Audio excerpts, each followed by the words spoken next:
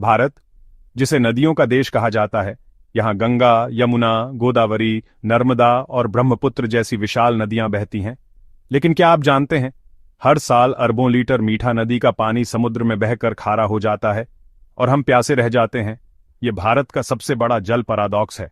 एक ओर गांव-गांव और शहर-शहर पानी की कमी से जूझते हैं और दूसरी ओर इतना कीमती जल व्यर्थ समुद्र में बह जाता है। तो समाधान क्या है? समाधान है नदी जल संचयन।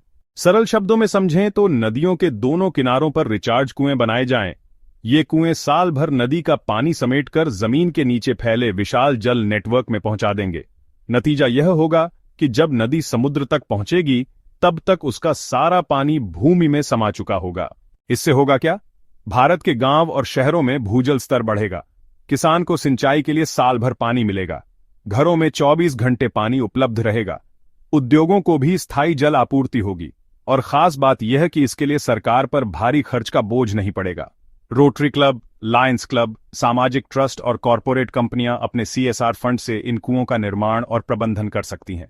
दोस्तों, अगर यह योजना सही तरीके से लागू हो जाए तो भारत का GDP कम से कम 25% तक बढ़ सकता है। कृषि उत्पादन तेज होगा, उद्योग आगे बढ़ेंगे और हर नागरिक की जिंदगी सुधर जाएगी। भारत में पहले भी कई सफल उदाहरण हैं। राजस्थान के जोहड़ और चेक डैम, जिनसे 5 नदियां पुनर्जीवित हुईं। हिवरे बाजार गांव, महाराष्ट्र, जो कभी सूखाग्रस्त था, आज समृद्धि का मॉडल है। मिशन काकतीय, तेलंगाना, जिसने लाखों एकड़ भूमि को पानी दिया। इसी तरह दुनिया में भी उदाहरण हैं।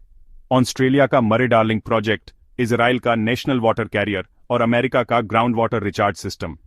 ये सभी बताते हैं कि अगर इच्छा शक्ति हो तो नदी जल संचयन से पूरे देश का भाग्य बदला जा सकता है।